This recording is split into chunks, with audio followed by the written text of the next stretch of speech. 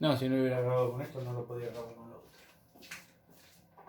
Bueno, acá estamos con la última parte. Vamos a ver si lo podemos terminar. Faltaba mirar el segundo término. En este término, en el primer término, habíamos dicho que todo este corchete que nos había quedado acá es la derivada segunda de la lagrangiana respecto de x dos veces, dado que esto actuaba como el lambda. En el último corchete nos había quedado también, esto es la derivada segunda de la lagrangiana respecto de y dos veces, dado que aparece el mismo término, el mismo coeficiente que actúa como lambda. ¿Sí? Pero quedaba el término del medio. Entonces el término del medio yo lo que hice fueron las derivadas cruzadas arriba de la lagrangiana con respecto a x con respecto a y. Si uno hace esas derivadas cruzadas y va reemplazando, como pueden ver, da justamente, cuando lo hago con respecto a x con respecto a y, da justamente una derivada segunda del campo respecto de x respecto de y, menos el lambda por una derivada segunda de g respecto de x respecto de y. Y si lo hago con respecto a y con respecto a x, que sería la otra cruzada, me da exactamente lo mismo. Y recuerden que estas derivadas son todas iguales, dadas que la función es de clase C2. En conclusión, como las tengo dos veces, tengo que sumarlas. O sea que tengo dos veces la misma historia, ¿ven? Y ese 2 es el que aparece acá adelante. Adelante del corchete, donde esto está actuando como lambda. Quiere decir que todo este término también lo puedo expresar como la derivada segunda de la lagrangiana respecto de x respecto de y. En definitiva, lo que nos quedó, recuerden que todo esto tiene que estar evaluado en el punto donde tenemos el extremo, nos quedó que la derivada segunda de f respecto de x dos veces, que venía a ser nuestro análisis, nos quedó 1 sobre la derivada de g respecto de y al cuadrado por, nos quedó la derivada segunda de la lagrangiana, que es todo el corchete, respecto de x dos veces, por este término, por la derivada de g respecto de y al cuadrado. ¿Sí? Después nos quedó menos este 2 por este término, que es la derivada segunda de la lagrangiana respecto de x respecto de y, por estos dos términos que quedaron aquí, por la derivada de g respecto de x, por la derivada de g respecto de y, más el último término.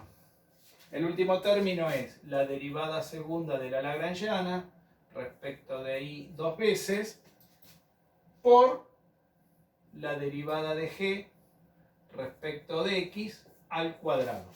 Repasemos que esté todo bien y ahí cerramos la llave. Fíjense cómo se achicó todo.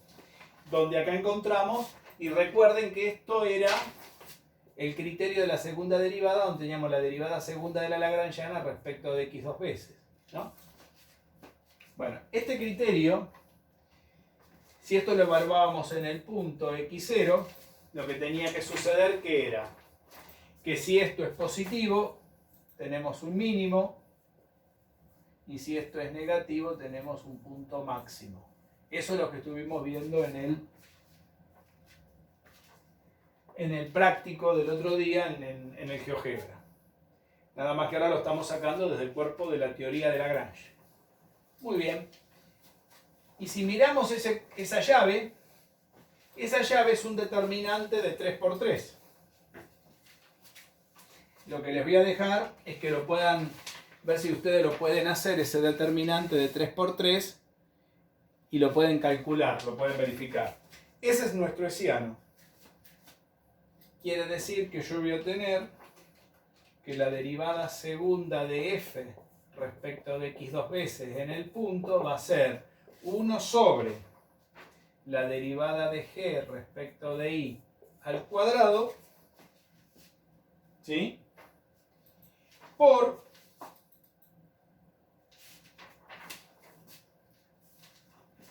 un determinante que va a dar todo esto. Este determinante tiene esta forma.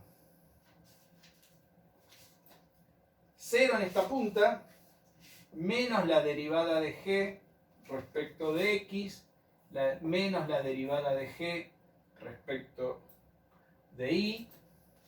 Acá tendrá menos la derivada de g respecto de x, menos la derivada de g respecto de y.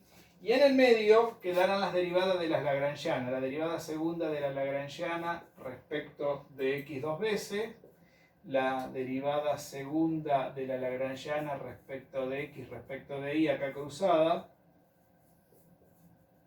que deberán ser iguales, y acá será la derivada segunda de la lagrangiana respecto de y dos veces. Este es el hessiano restringido de f sujeto a la restricción A.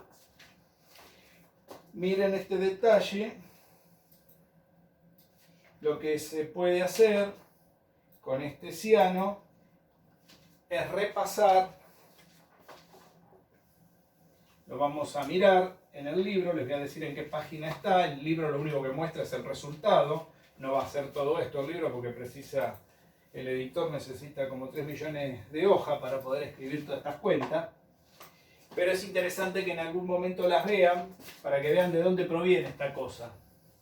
Si no, en el libro solamente está el resultado. Les voy a decir en qué página está en el libro para que lo puedan revisar. Y siempre es bueno mirarlo también del libro. A ver, extremo restringido, el hessiano.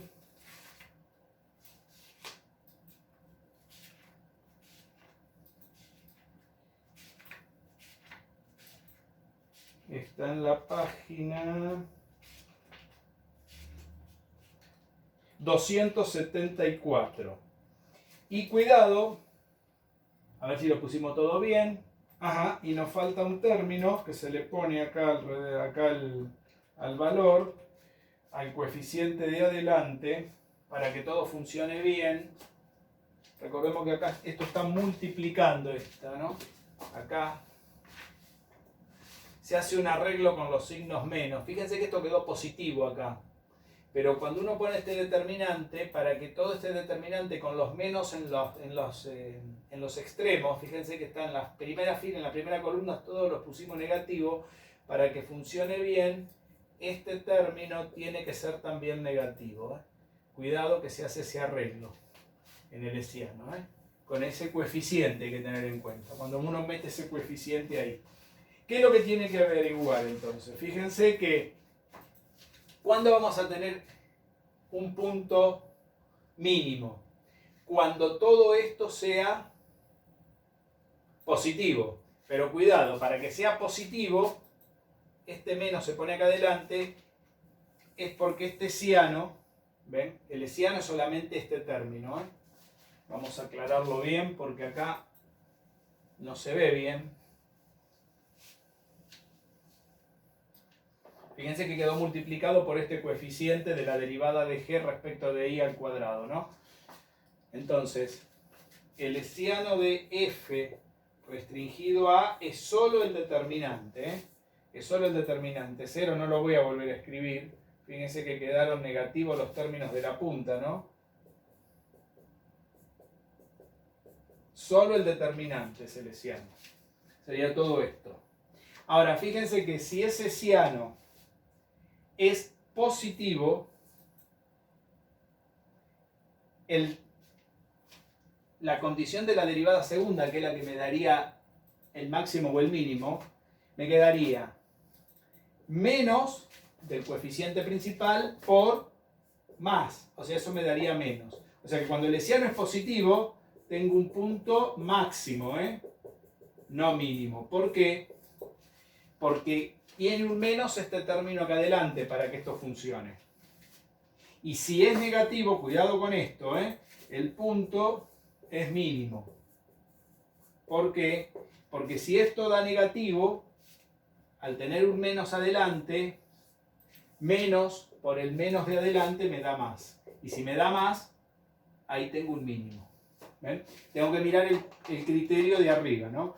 Esto hay que mirarlo bien. Y en una de las versiones del libro del Tromba, en esta versión que yo tengo no, pero hay una versión anterior que está errado esto. Así que tengan cuidado. Si alguno tiene una versión anterior, ya le digo de qué edición. Yo la tengo en la edición anterior. Ahora les digo. Anterior a la edición del 91. Esta es la edición del 91. Si alguien tiene una edición anterior al 91, esto está equivocado. Se han equivocado pues se han olvidado de ponerle el menos acá adelante y esto quedó todo al revés. Así que tengan cuidado. El Tromba no hace la cuenta, dice cómo se hace, pone 3 renglones para que ustedes la hagan y la cuenta es todo lo que hicimos. Así que tengan mucho cuidado con esto. Si van al libro. Ojo con el libro. Este está bien, este está correcto y la edición que sigue, la que tiene la cabeza de Newton en la foto que es color azul, esa también está bien. Las otras que sacaron nuevas, esperemos que esté bien y no tenga ningún error. Por si lo miran de ahí. Muy bien, con esto mañana, no creo que lo puedan ver hoy porque tengo que editarlo todavía. Mañana vamos a hacer problemas. Así que bueno, hasta que llegamos. Hasta luego.